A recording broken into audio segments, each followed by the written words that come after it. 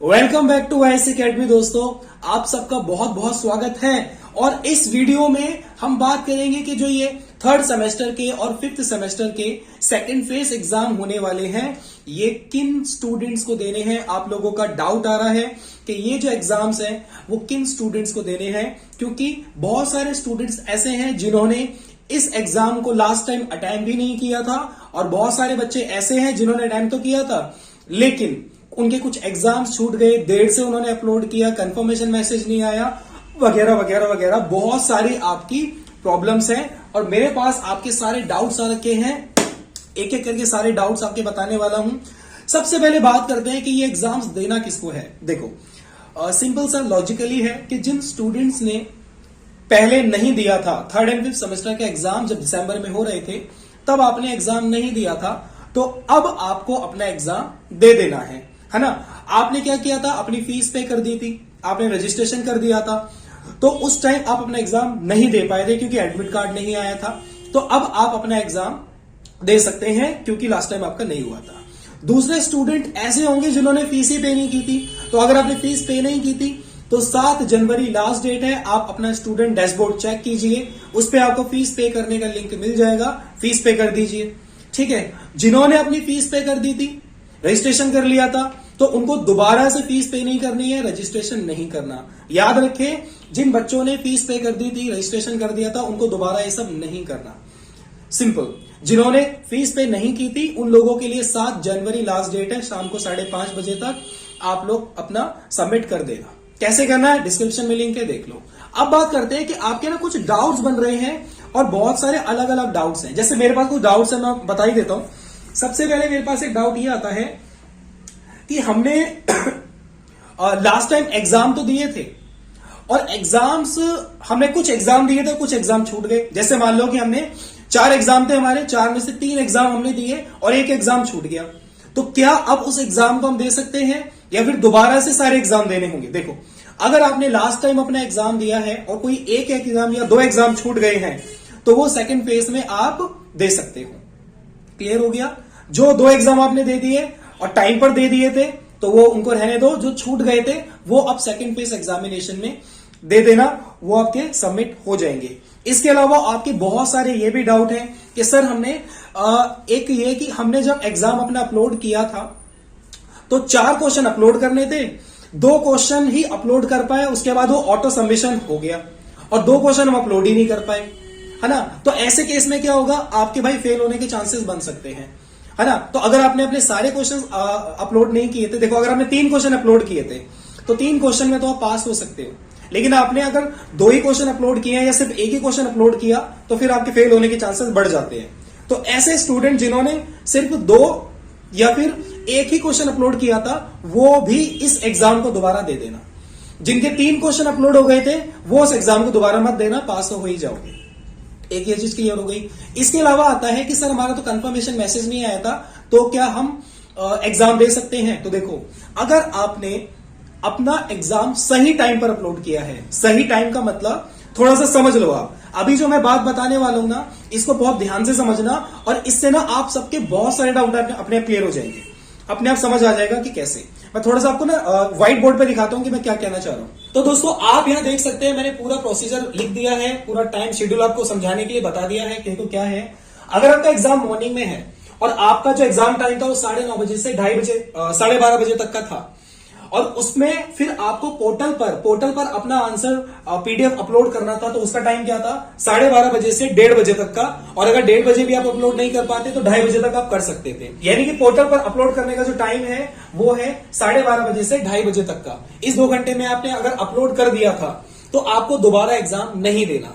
ठीक है, अगर आपने पोर्टल पर अपना आंसर सही टाइम पर अपलोड कर दिया था और आपको कंफर्मेशन मैसेज आया या नहीं आया, अगर नहीं भी आया ना तब भी आपको दोबारा एग्जाम नहीं देना। समझ आ रही है बात। अगर आपने टाइम पर पोर्टल पर अपना आंसर अपलोड कर दिया है, कंफर्मेशन मैसेज आए या नहीं आए, आपको दोबारा एग्जाम नहीं देना। दूसरी बात यह कि कुछ बच्चे ऐसे हैं जिन्होंने पोर्टल पर तो एग्जाम अपलोड किया ही नहीं था, वो चूक गए या टाइम छूट गया, या फिर वो उनका एडमिट कार्ड नहीं आया था तो उन्होंने ईमेल से अपने आंसर दिए, ईमेल से अपने पीडीएफ को सेंड किया है। तो ईमेल वाले भी समझ लो भाई ध्यान से। अगर आपने ईमेल अपना 2:30 बजे से 3 बजे के बीच में किया है तो ही आपका ईमेल एक्सेप्ट होगा। याद रखना, अगर आपने ईमेल 2:30 बजे से 3 बजे के बीच में किया था तभी वो ईमेल एक्सेप्ट होगा, अदरवाइज आपको दोबारा एग्जाम देना है। समझ गए? अगर आपने ईमेल 2:30 बजे से पहले किया है या फिर आपने ईमेल 3 बजे के बाद किया है, अब वो चाहे अगले दिन किया है, रात को किया है, कोई फर्क नहीं पड़ता। ठीक है, आपको ये देखना है कि 2:30 बजे से 3 बजे के बीच में अगर आपने किया है तो ही मेल आपका एक्सेप्ट होगा।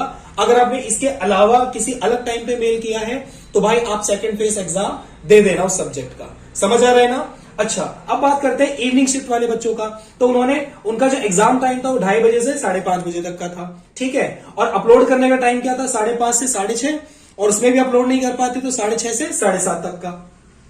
तो अगर आपने इस टाइम पर पोर्टल पर अपलोड कर दिया था, कंफर्मेशन मैसेज नहीं आया, तो अगर कंफर्मेशन मैसेज नहीं आया तो कोई बात नहीं, वो आपका एक्सेप्ट हो जाएगा। क्लियर? लेकिन जो बच्चे ईमेल के थ्रू जिन्होंने दिया था, तो ईमेल वाले ध्यान से सुने, अगर आपने 7:30 बजे से 8 बजे के बीच में ईमेल किया है तो ही आपका ईमेल एक्सेप्ट होगा, चाहे कंफर्मेशन मैसेज आए या नहीं आए, उससे फर्क नहीं पड़ता। समझ आ रहा है ना? कंफर्मेशन मैसेज से आपको कोई लेना देना नहीं है। अगर आ गया था तो अच्छी बात है, अगर कंफर्मेशन मैसेज नहीं आया तो कोई टेंशन वाली बात नहीं है। बस आपको ये इंश्योर करना है क्या आपने सही टाइम पर अपने पीडीएफ अपलोड किए थे या नहीं। तो अगर आपने 7:30 से 8 बजे तक अपना पीडीएफ ईमेल के थ्रू दे दिया था, सेंड कर दिया था, तो आपको दोबारा एग्जाम नहीं देना। अगर मान लो कि आपने इस टाइम को फॉलो करते हुए अपना एग्जाम नहीं दिया है, अब ध्यान से समझ लेना, अगर आपने इस टाइम को फॉलो करते हुए अपना एग्जाम नहीं दिया, अलग अलग टाइम पर चीजें की हैं, ईमेल आपने मान लो कि 3 बजे के बाद भेजा या रात को भेजा, 8:30 बजे के बाद भेजा, है ना, तो आपको दोबारा एग्जाम देना होगा। अगर आपने टाइम शेड्यूल फॉलो नहीं करके एग्जाम दिया है तो आपको एग्जाम दोबारा देना होगा।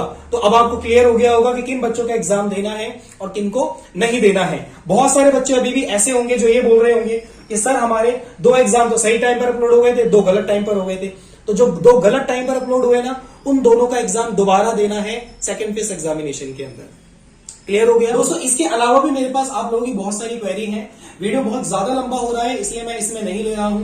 आप लोगों के मेरे पास जो कमेंट आए ना, उसी कमेंट के ऊपर ही मेरा नेक्स्ट वीडियो आएगा, तो उसको भी आप ध्यान से देख लेना। उसमें भी आपके जो बचे कुछ डाउट्स है वो भी क्लियर हो जाएंगे। बट अदरवाइज मैंने इस तरीके से समझाकर आपको ये सही से आपको समझ आ गया होगा कि किन स्टूडेंट्स को सेकंड फेज एग्जाम देना है और किन को नहीं देना।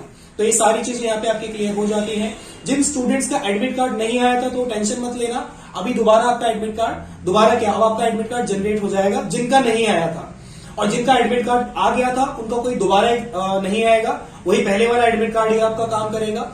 और दूसरी बात ये कि आपके डैशबोर्ड पर जिन स्टूडेंट्स ने पहले अपनी एग्जाम फीस पे कर दी थी, है ना, रजिस्ट्रेशन कर लिया था, तो उनको तो कोई ऑप्शन नहीं मिलेगा। जिन स्टूडेंट्स ने एग्जाम फीस पे नहीं की थी वो स्टूडेंट डैशबोर्ड चेक करें, आपको फीस पे करने का ऑप्शन मिलेगा। और 7 जनवरी लास्ट डेट है, 5:30 बजे से पहले कर लो, तो आपको इस तरीके से अपना रजिस्ट्रेशन या फिर एग्जामिनेशन फॉर्म फिल करना होगा। तो आज की वीडियो में इतना ही। इसके अलावा कोई भी डाउट है कमेंट कर देना, क्योंकि मेरा नेक्स्ट वीडियो आप लोगों के पर्टिकुलर कमेंट के ऊपर आने वाला है। जो भी आपने एक सिंगल पर्टिकुलर कमेंट किया है उसके ऊपर आने वाला है, तो कमेंट जरूर कर देना, अपने दोस्तों को जरूर शेयर कर देना। वीडियो अच्छा लगता है तो जरूर लाइक करें। मैं आपसे मिलता हूं अगले वीडियो में। अपना ख्याल रखें, bye bye and wish you all the best.